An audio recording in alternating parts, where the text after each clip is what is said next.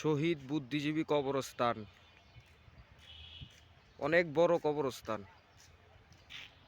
হাজার হাজার মানুষ শুয়ে আছে এই কবরস্থানে, বুদ্ধিজীবী কবরস্থানে হাজার হাজার মানুষ শুয়ে আছে। অনেক বড় কবরস্থান, অনেক বড়। যারা যারা শুয়ে আছে তাদের জন্য দোয়া করবেন আপনারা।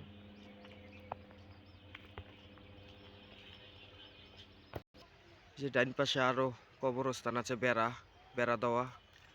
এটি আগে এক সময় বেড়া দিয়া কবর দিত, বর্তমানে এইভাবে কবর দেয়, বেড়া বাঁধে। হাজার হাজার কবরস্থান, শত শত মানুষ শুয়ে আছে, হাজার হাজার মানুষ। এক ভাইরে পাইছি ভাই, দেখি ওই ভাই কি কারণে আইছে। ভাই আপনারা কিসের জন্য আইছেন? ভাই আমরা আসছিলাম শহীদ মিনারে নিম পাতা নিতে।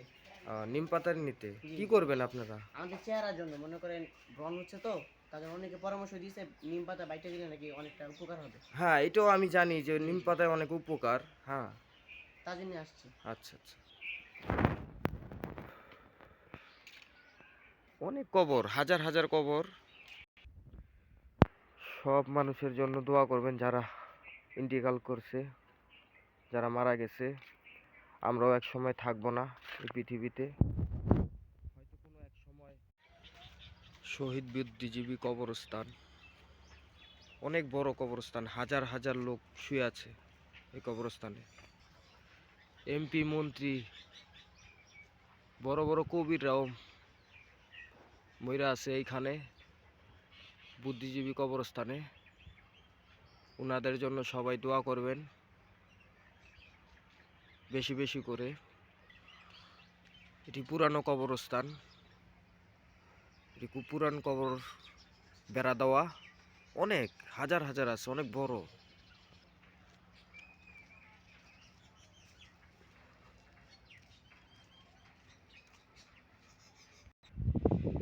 এই বাউন্ডারি জায়গাটা সরকারি লোক কবর দেয়,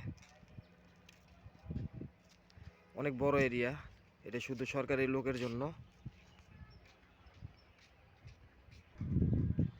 এই কবরটা মনে হয় 2-4 দিনে হয়তো দিছে। আমার বাবা, আমার মা, আত্মীয় স্বজন সবাই এই কবরস্থানে শুয়ে আছে, ওনাদের জন্য দোয়া করবেন। এই যে একটা কবর দেখা যাচ্ছে, নতুন কবর, এটা হয়তো 7-10 দিন আগে হয়তো কবর দেওয়া হয়েছে।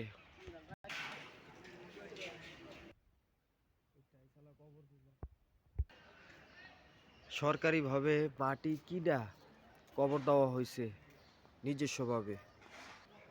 বড় লোকেরা এই কবরগুলা কিনছে, সাধারণ পাবলিক এই কবরগুলা কিনতে পারবো না। টাকা তো দরকার, অনেক টাকা দরকার।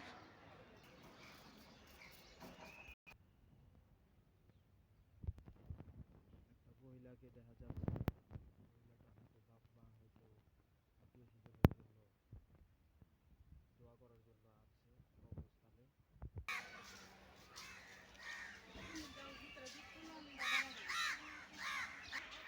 বিশাল বড় কবরস্থান, এই কবরস্থানে হাঁটতে হাঁটতে পাও ব্যথা হয়ে যায়, এত বড় কবরস্থান।